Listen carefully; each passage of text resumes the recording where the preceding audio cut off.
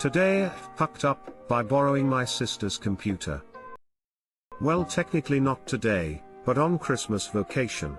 I fucked up when I asked my sister if I could borrow her computer while I was visiting home. I needed to get some work done that came up to enjoy the weekend and I didn't bring mine. She agreed and gave me her computer along with her password and smugly said, "Now you'll be surprised by how I work." I laughed as I thought it probably refers to her having a billion tabs open. Quickly after opening up the computer, I see a nude shot of my sister in Photoshop and immediately close the computer and get disgusted while she laughs. I proclaimed, "What the fuck is wrong with you?" She, "Haha, you did not expect that, huh?" Me, "Well no, I didn't want to see you nude, that's gross." She pauses for a second before saying, "Oh, that's not what I wanted to show you. I thought I had the nude of a guy open." I left and tried to repress the image as best as I could. When I came back, she was talking with my mom that she was sad I called her body gross when I saw her nude. My reaction was, "Well, it is gross, I'm your brother, it's disgusting." But my mother and she got upset that it will give her some complexes and I should compliment her body. We argued and I stood by my opinion while my sister got in tears, while I defended that no, well, I should not be attracted to you, that would be wrong. They were both defending that it is mean of me to say that. And that is how I fucked Christmas this year, by being stubborn. TL doctor called my sister's nude gross cause it felt vile to look at. Which made both her and our mom upset on Christmas, making Christmas very awkward. Stepbrother, please borrow my computer. Lol, what a load of BS. Yeah, I'm going to need to see that pic for proof. Wait, so your mom and sister both insisted you compliment your sister's nude pic? Yup. And we know what happens next. I've seen it a million times on Brazza. Don't borrow your mom's computer. What the fuck did I just read? Erotic fiction. Today I fucked up by accidentally making a bomb in my room. As one does when they feel bogged down by work, I took a 17-mile run through a ravine with my cell phone in hand. Naturally, this made the phone screen rather dirty, and through some professional level of stupidity, I washed it like a plate. Dumbass counter. 1. My phone isn't waterproof.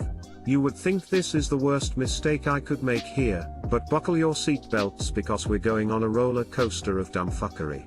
After submerging it for a few seconds, I realized what I was doing and dunked it in rice for the next 30 hours. Taking it out the next day, I was concerned about the lithium-ion battery, and after opening the back of the phone, it was soft and misshapen. Dumbass counter. 2. You need to wait / 50 hours for rice to work. Thinking that I could replace the battery instead of buying a new phone, I ripped open the back of the phone, and the damage made it too difficult to take out by hand. Dumbass counter. 4. It was not recoverable at this point. Grabbing the nearest thing, I used a metal fork to pry the battery out of the phone. A metal fork to take out a battery, something created specifically to produce electricity. Dumbass counter. 5. Lithium-ion batteries contain extremely toxic heavy metals, and puncturing the battery is the easiest way to release them, and can create hydrofluoric acid, which will also kill you. Because clearly I hadn't quite gotten a Darwin Award yet, I actually fucking punctured the wet lithium-ion battery in the process of removing it. I knew that it needed to be discharged before disposing it, yet using the one thing I actually fucking knew about lithium-ion batteries, I managed to check 4 out of the 5 boxes it takes to get a Darwin Award. Since a fully charged battery is a great way to start a fire, I shorted it by placing it in a sealed Tupperware container full of salt water, planning to leave it overnight. Dumbass counter. Infinite. Leaving it overnight would have left a hole in the building where my room used to be. This began bubbling. Finally activating my last brain cell, I realized the lithium from the battery was reacting with the water, generating extremely flammable hydrogen gas. If this gas were ignited, by say a discharging battery, it would explode. Interestingly, a hydrogen explosion also caused the Hindenburg, and made a great Led Zeppelin album cover. Realizing this, I made my first good decision of the day by ripping off the lid of the container and ran to pour it down a storage drain outside my building. I'm still surprised my friend lent me his phone to call security after hearing this. calling the building security to dispose of the battery immediately, and explaining the prior events of the night. This incident was taken off my hands. Now someone is designated as nighttime removal service for my building. Too long didn't read. Through a series of mistakes, I accidentally created a bomb from my phone battery. I gave this man's my Tupperware not knowing how dumb he'd be with it. Fuck, I still owe you a new one, don't I? Dumbass counter 3, you can't count. Excluding all the obvious insanity in the story. Seriously, don't put your phones in bags of rice. All it takes is some dust/residue/actual rice to get stuck in an important port and your phone will never be the same again. Save silica packets as you find them, such as in electronics packaging, or buy them online to keep on hand. Invaluable tool for dealing with wet electronic devices. Throw the device in a bag with a bunch of them and it does wonders. I left my car window open one night, and was able to save myself from awful odors by jamming packets inside my car seat, etc. to absorb the moisture I couldn't get to with fans/towels. We forgot so soon. Wasn't the 2010s full of Samsung battery disasters with vapes, hoverboards, and cell phones exploding? I saw a pic of someone's jaw that got blown up by a vape. Safe to say I stopped that pretty quick.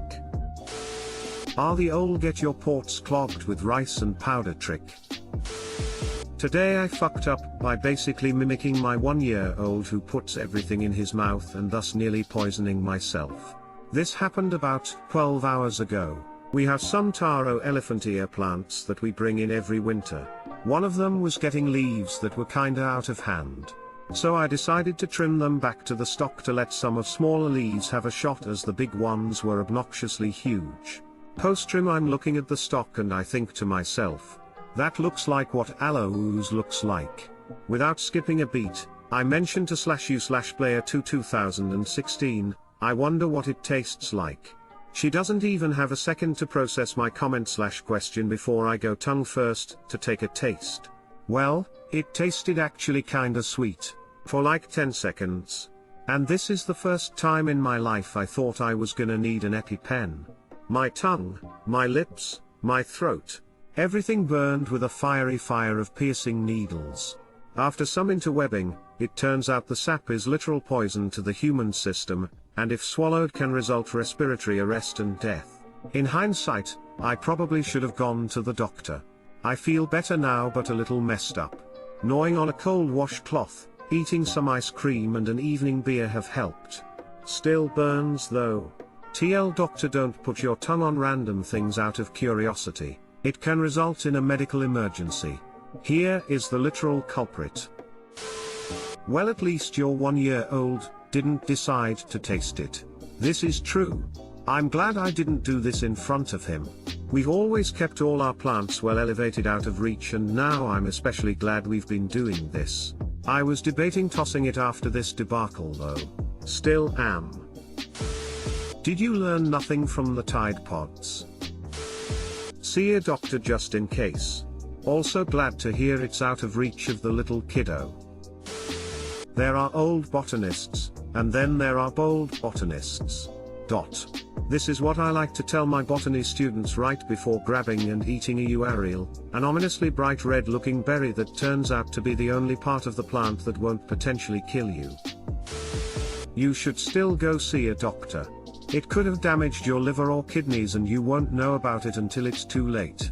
After some further reading I think you'll be okay. Seems the biggest risk is that it causes your throat to swell and obstruct the airway, and it looks like you are past that risk.